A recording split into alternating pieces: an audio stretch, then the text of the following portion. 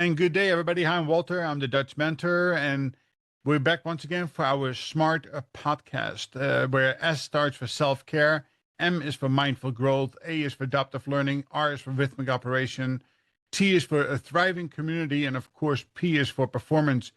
Today, I have a very interesting guest, Nicky Billou, with me today, who's going to dive a little deeper into the purpose and thoughtful leadership. I'm very excited to have him on. He's been on over 800 podcasts, so he must be adding value all over the world. So why don't we dive right into it, Nicky? Thank you very much for joining me today. Tell us a little bit about yourself, and then let's dive into the first question. Walter, thanks for having me on the show. I'm blessed and grateful to be here. Let me tell you a little bit about my backstory. I'm actually originally an immigrant from the Middle East. I'm a Christian from Iran. When I was 11 years old, the Islamic Revolution took place in Iran, and there were literally gun battles in the streets near my home. My mom and dad were freaking out. And one day that freak out factor went up 1,000-fold because there was a crash through our living room window, and an object landed next to my feet, and I didn't know what it was. It was a bottle, glass bottle full of liquid, and it had like a burning wick, like a candle in it. It was a Molotov cocktail. My father knew what it was, grabbed it, pulled out the wick. And that's the only reason you and I are speaking here today. He turned the bottle over and there was a note taped to it. And the note said, "Die Christian scum," because we were Christian Iranians. And he said, that's it. So mom and dad made a plan. They got us out of Iran. First, we went to Europe, to Greece, in Athens. And then from Athens, we moved to Toronto, Canada, where I now live. Now, I'm sure you can appreciate at the time I was a kid, I didn't want to leave my home or my friends. But as time went on, I could see the nobility of my mom and dad's sacrifice because they left behind everyone and everything they knew for a chance at a better life for me and my two brothers. They took us from a legacy of tyranny to a legacy of freedom. And I believe inside every human breast beats the living heart of freedom. Every man, every woman on this planet yearns to breathe free, to chart their own course, to march to the tune of their own drummer. And if you're an entrepreneur, freedom is the bedrock on which your dreams die or come alive. Without freedom, you can't have free expression and free thought. Without those, you can't have free enterprise. And without free enterprise, entrepreneurship is impossible.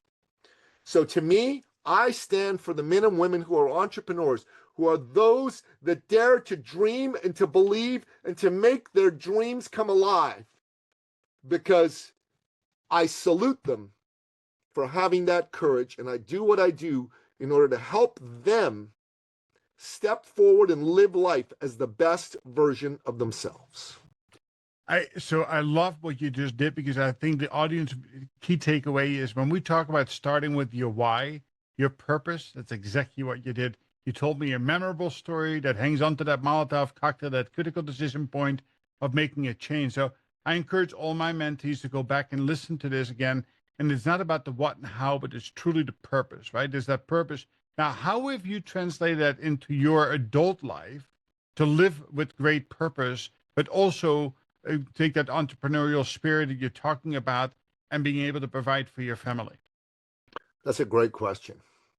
So my late father was an entrepreneur himself. And when I was a boy, he would always be teaching me, instructing me. It was amazing to be with this man. And he would say to me, "Son, life, son, is about people. Not money, son, people." And I'm 8, 9 years old. I'm like, "Okay, Dad." And then he said, "Son, even business is about people, not money."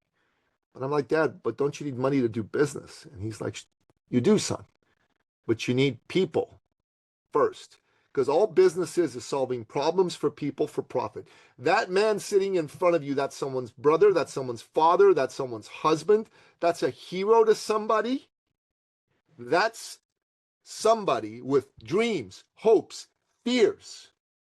And maybe someone just like you let him down in life or business. It's your job to restore their faith in humanity, because every man and woman on this planet has days where their self-belief wobbles. And you bringing that spark of belief will turn their wobble into steadiness, will turn into a roaring fire and put them off into the races. the people I run into, the entrepreneurs I run into, usually have great skill at delivering a result. Okay, they're good at delivering the result of what they do to help people. They just have fear, their mindset isn't strong, and maybe their business skills aren't strong. So they're afraid of being seen as a pushy salesperson or one of those like tricky marketers. They want to be seen as honest because they are honest. And so what we do is first and foremost, we pour love and belief into people because people is what it's all about. Business is about people. And I'm into finding awesome people and showing them how amazing they are, how they are a child of God, created here for a purpose and a mighty purpose. And then I show them how they can use thought leadership to stand out so they're not stuck in the sea of sameness. And I show them how to have honest, heart-driven conversations with their fellow men and women to build beautiful relationships and solve problems for people, but from the basis of making a difference for the other person, not do I get my commission, do I get my sale? And teaching people these things allows them to take their businesses from tragic to magic. They go from being stuck in the sea of sameness to being in the oasis of flow and differentiation, which is how their businesses really, really thrive. And they live life as the best version of themselves. I love, again, I love the passion. And I think what I'm hearing in there is that we don't want to feed a man a fish. So we want to teach a man to fish. It is about putting them out there, right, with great purpose and direction. You know, my part of my motto of the service that I run is really behavior based. Is that I start off with we need to love the people that we lead. There's nothing more important to lead with purpose and to lead with love. Now, there's tough love attached to that from time to time too. But it gets me to that second question. I would like to dive a little deeper into that because a lot of people get stuck on it. They want to do too many things with too many things. And that doesn't lead to success, right? It's really being the best at something where you can add value and then zero in on that. You talk about thought leadership. So answer the question for me, why does thought leadership matter and why should you care? Well, because thought leadership is about being authentic and real. You know, I was on a podcast yesterday and they said, tell me the difference between an expert, an influencer, and a thought leader. Well, an expert is someone who knows something. They're there to inform you, right?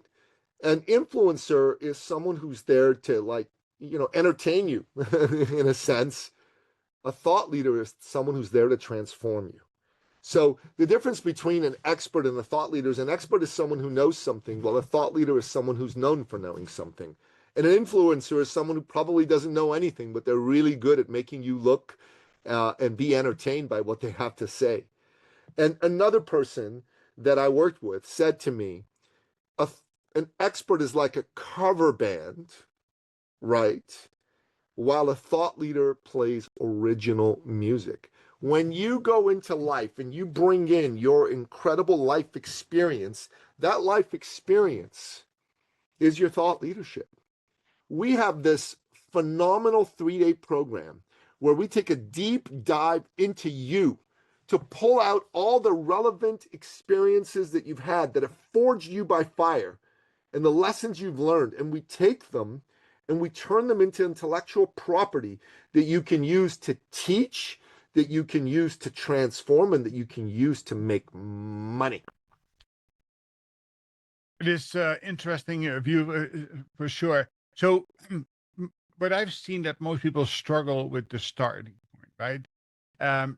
To get started, but then even more difficult is sustaining, right? Building new habits and behaviors. So where do you think, and make this an actionable item, what can somebody do as they listen to us about the purpose and being a thought leader and, providing for your family? Where can they start and how can they maintain a rhythm and how can they bring it into sustainment? Well, look, I wrote a book called The Thought Leader's Journey, okay? And you can go on Amazon and buy it, but I can give you a link to download a Kindle version for free. This is a roadmap for someone who's never done anything thought leader-like, who maybe even is in a job, to go from start to a thriving $500,000 to $1 million practice. All the secrets are there, and it's free if you take it from this link that I'm going to send you. So I'm just going to drop this link here for you, Walter, in the chat. You can go ahead and share that. And, I encourage you to go pick up a copy of this yourself. But that is the start. You got to start by informing yourself of how this works. But the other thing that matters is you need to be around other people who've done it. Myself, as an example, Walter, 2.5 years ago, I was 55 at the time, and I had my shirt off. I had a pair of jeans, and I saw my gut hanging over my jeans, and I was disgusted with myself because I used to be in really terrific shape. And over a 12-year period, after I stopped being in the health and fitness field, I gained weight every year. So I gained over 50 pounds. So I found an environment with a mentor that knew what they were doing. This fella had put people on bodybuilding stages in their 50s and 60s, on competitions, helped them win. So I hired this guy, and I took his instruction, and I started to be around a community of people that were into becoming really lean, really fit, really healthy, and going on bodybuilding stages. Within 6 months, I dropped 58 pounds. I had a six-pack at that point in time. I went from fat to fit. And all of it was because of the new environment and mentorship I took. If you stick with the same peer group that you're with right now, well, you're going to probably get the same results you're going to get right now. But if you go to a higher level peer group and you go to higher level mentorship, then you're going to get higher level results. That's just how it works. So you need to find yourself a group to be a part of. Now, I understand you have programs that you run and you do mentorship for people. So I recommend that people look into your programs and really consider joining them and being a part of that sort of peer group. We also have a thought leader specific peer group. It's application only. It's, very highly curated. But if you're somebody with a big heart and you want to make a difference for people and you really want to become seen as the go-to authority in your space, then you might want to consider checking out what we do and seeing if you want to apply to be considered for membership in what we're doing as well. Really good. People, places, and things are determined of where you will be going. Right? You stick with the old people, as you say. I would say if you're not happy with the current results, you have to go back and gain new experiences, take new actions that will deliver new results. If you're happy with them, that'll be dependent on what you put into it, of course. Leave us with a thought that and an action step that people can take to finish up the conversation today. Look, if you really have on your heart an ambition to go further and do better than you've done, but maybe life has beaten you up a little bit, and even though you want it, maybe you're not believing it, and you're not believing in yourself. The first thing you need is to have belief in yourself. And if you're not able to believe in yourself, go be in front of somebody who sees your greatness. Borrow my belief, borrow Walter's belief, and use that to run forward toward what you want, toward the life that you've always imagined you could lead. And most important of all, don't do it alone. Join Walter's program, apply for mine if it's appropriate for you, and take action today. Because doing it alone is where dreams go to die. Yeah. Dream big, act small. And it is the acting part to that dream that often determines your outcome and your destiny. Nicky, great conversation. Thank you very much for joining me today. Grateful that you got to escape Iran and come into the Western world and be able to share your message in an open and free society. Look forward to having another conversation in the future, and I'll certainly check out the links myself. And everybody knows where to find Nicky. Good luck. Have a great day, and we'll talk soon again. Thank you, Walter.